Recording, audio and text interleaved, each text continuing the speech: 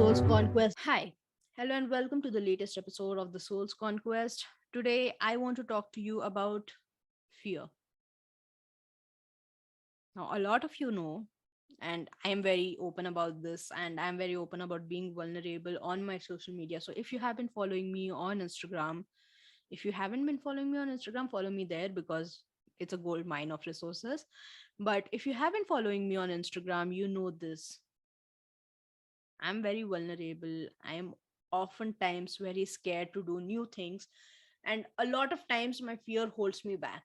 And so my journey is constantly navigating through that fear to do the things that I want to do. Today, I wanted to share a story. This is extremely personal to me as to how fear made me want to stop coaching. When I started coaching, I had done a lot of things before this. I wanted to be a doctor. Heck, I wanted to be a genetic engineer. Then I wanted to be a doctor. Then I wanted to be a student. I wanted to study psychology briefly, but like my dad was like, "Don't do it, otherwise you'll go crazy." And I was like, "Who knew I would be doing this? I would be talking about something along those lines now in the future." But um, briefly wanted to study psychology.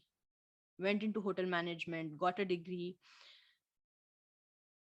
was working for the most of my college time. I was interning as a digital marketing specialist. I was a content marketer, a content creator, a content specialist, a content writer, social media manager, the works. Digital marketing, I knew it all. I was creating content left, right, up, and center. And you know this from a previous episode where I was speaking about burnout. When I was going through that burnout that I had mentioned in the previous episode, it was while I was working as a content writer. So imagine, imagine the annoyance that I'd felt because I didn't want to write anymore, and writing was the way I expressed myself. So that burnout sucked. The worst place I was in, mentally, emotionally, and physically for 3 months. So yeah, I was also a business development manager before I quit my job due to the pandemic. And I was like, okay, you know what? I'm gonna become a soul coach because during the pandemic, I was going through one of the worst anxiety attacks ever of my life because my anxiety is directly linked to or my health anxiety was being triggered by the pandemic. And so I was in a very weird place during the peak of COVID-19 in 2020. And it was at that point of time when spirituality had helped me kind of anchor myself. And I was like, I'm going to be a soul coach. I'm going to talk about anxiety. And I'm going to be such an amazing, amazing human being. And as I did this, throughout the first, I think, 5, 6 months of coaching, I had this fear of, oh my God, Madhurima, what are you doing? What if you coach someone and something bad happens?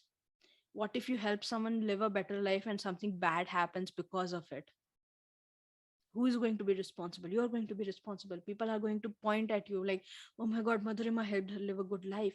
And therefore, she did all of the things that she did. And that's why her life sucked and stuff like that. I don't know. I am an overthinker and I came up with some of the most weirdest situations. I won't even share them on here because they're embarrassing, but there's something that still haunt me to this day as the fears that I had when I was beginning my coaching journey. And throughout that time, I got a lot of help. I joined a community. I spoke to a lot of people. I spoke to my coach about this, and I was like, I'm scared, right? And during that journey, I came to a realization I was holding myself in a place of entitlement. Entitlement. as in I was putting myself in the hero. So like there is something called like the drama triangle, and so there's the hero, the villain, and the victim. And so when I was in that fear scenario, I was always placing myself as the hero, and I was placing the coachee as the victim. And so I realized I am not working from a place of abundance, because subconsciously I was sending this energy off to them that, hey, if you live a better life, your life is going to suck. And it came from my fears. And I knew that that was something that shouldn't exist, that energy shouldn't exist or be present when you are in a coaching space, because that space is very intimate, right? Like that small container that you have for an hour every week for like 10 weeks or 12 weeks or whatever it is, it's a very intimate space. And you can sense the energy of the coachee and the coach. Both of you guys can sense off each other's energy. And so when you're subconsciously trying to, while you're trying to help them live a better life, and you're subconsciously like, oh my god, I don't know how this is going to make your life, or what this is going to make your life look like, it affects them, and they notice. And so I knew that before I could take on any more coaching clients, I had to stop and I had to work on this. Like they didn't, none of the coaches that I coached reached out to me and told me that, hey, your energy is weird. Because I was never bringing that energy into the container, but there was this subconscious fear, right? And so it was at that point of time I decided to work on it, and I was getting coached, and she told me that not everything is your responsibility, right? And that helped me get out of that zone of what is going to happen if I help someone live a better life. And I realized that I was placing myself as the hero, as the savior and the rescuer, when in reality that is not the situation at all. The coachee is the savior of their own life. And I held that truth long before I even wanted to be a coach, and had forgotten that, in the sense of when that fear had taken hold of my heart, I had forgotten the first thing that made me want to coach someone. That was, know that the person in front of you, the talent or the coachee, is self aware and can take decisions that make their life worth it. And so it was a journey of understanding that fear that then helped me overcome it and overcome a block that was preventing me from being fully present. And the reason why I'm sharing this story today with you guys right now on this podcast, nonetheless, like usually these stories are shared on my Instagram, but the reason why I'm sharing this here is, a lot of times fear is going to show up when you try something new. We spoke about this in the episode of TOF, right? Like when things change, it will look like your entire life is breaking down. And when that happens, your ego will try. And your ego is not a bad thing, it is always consciously trying to protect you.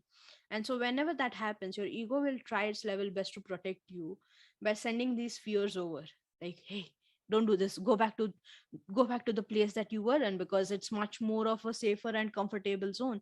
But it isn't really, because if it was, you would be living a much more happier life. But when that fear takes hold of you, you start to believe that, hey, yeah, my previous life wasn't so bad, right? Like what I was doing earlier wasn't so bad. It tries to hold you off from trying to change something, trying to bring a new space and new energy into your life. And so the moral of the story, this long-winded story, is this: